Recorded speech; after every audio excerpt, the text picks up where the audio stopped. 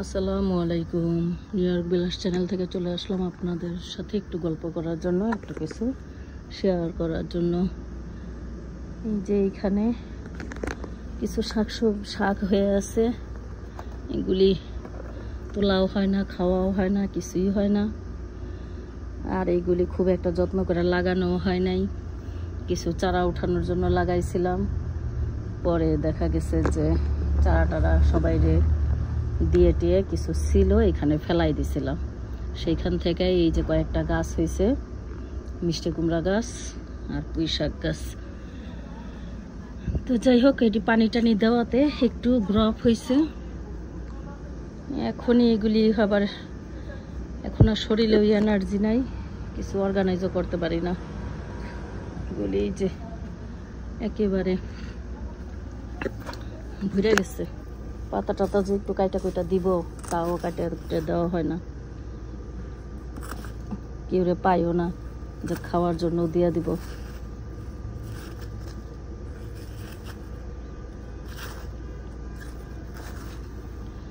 এত সুন্দর শাক কাইটা ফালাই দিতে মায়া লাগে।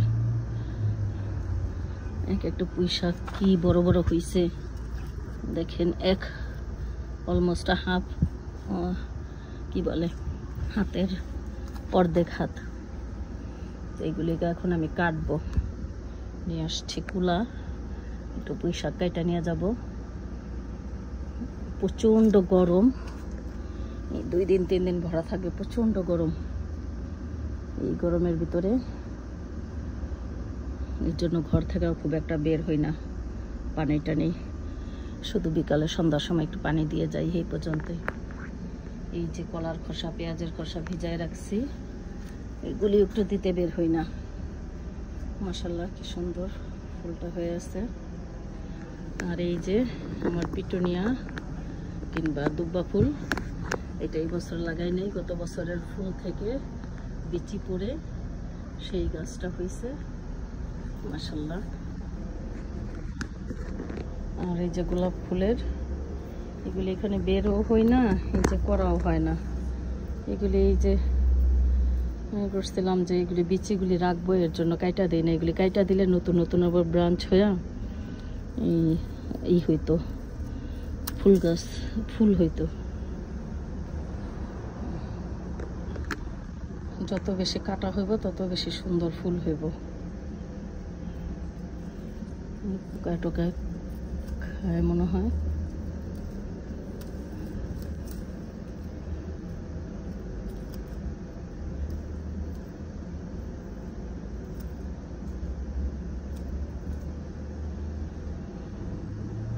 এখন উচিত হয়েছে এগুলি একটু ডাল ডোল, এই যে এগুলি এই যে এইভাবে ছড়ায় বেড়ায় রয়েছে, এগুলির একটু বান্দা টান্দা দিতে পারলে ভালো হইতো। আমার আর এখন ভালো লাগে না, শরীরে করতে পারতেছি না। কয়েকটা মিন্টের গুঁড়া লাগায় রাখছিলাম, সেগুলি মাশাআল্লাহ হয়েছে, যে কিছু ফুল হয়ে গেছে। এইগুলির সিডগুলি পরে আগামী বছর আবার এখান থেকে হবে, এর জন্য এই জায়গাটা এইভাবে রাখছি, যে জায়গাটার মধ্যে যেন প্রতি বছর এমনিতেই হয়। তো এটা হলো আমার বাসার একেবারে সামনের জায়গাটুকু, রাস্তার পাশে, যদিও ফেন্স দেওয়া আছে বাড়ির ভিতরে। কিছু এই পেঁপের বিচি, মনে করছিলাম মাধবীলতার বিচি মনে হয়, ফালাইছিলাম। এখন দেখি পেঁপে গাছের চারা উঠছে। কারো যদি চারা লাগে আমার কাছ থেকে নিতে পারেন, এই পেঁপে গাছের চারা। এগুলি উইন্টারে থাকবে না, পড়ে যাবে, মরে যাবে।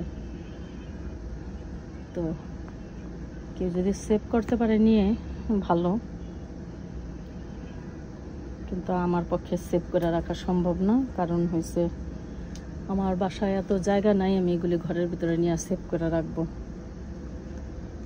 কয়টা হেঁচি শাকের ভাগ্নে এনে দিছিল, সুবর্ণ এনে দিছে, বেঁচে গেছে হেঁচি শাকের ডালগুলি। এক একটা পুঁই শাকের ডাল কত বড়, পাতা কত বড় বড় হয়েছে। এগুলির একটু একটু সব এখন কাটা দিব। এক হাত দিয়ে ভিডিও করে, এক হাত দিয়ে কাটা যায় না, ভিডিওটা অফ করে তারপরে কাটবো।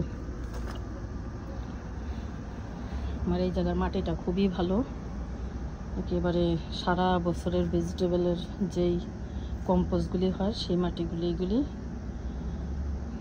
যার কারণে খুবই নরম মাটিগুলি আর খুবই ভালো মাটিগুলি।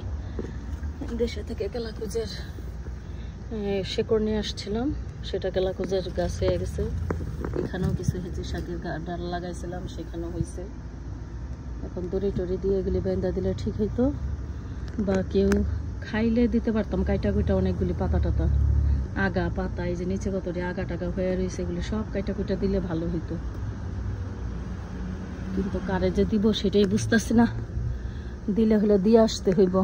আর আমার জামাই হয়েছে আরেক আলসা, যে কেউ কোনো কিছু দিয়ে আসবো, তা দিয়ে আসবো না। এগুলি ভালো মতো কাইটা কুইটা না দিলে ফুলও আসবো না ভালো, ফলও আসবো না ভালো, শুধু শাকই হইব। দেখি জামাইরে জিজ্ঞাসা করে কেউ দিয়ে আসবো না, দিয়ে আসলে কিছু কাইটা দিই। তো সবাই ভালো থাকবেন, সুস্থ থাকবেন। আমি এখন শাক কাটি। তো আপনাদের সাথে আল্লাহ হাফেজ।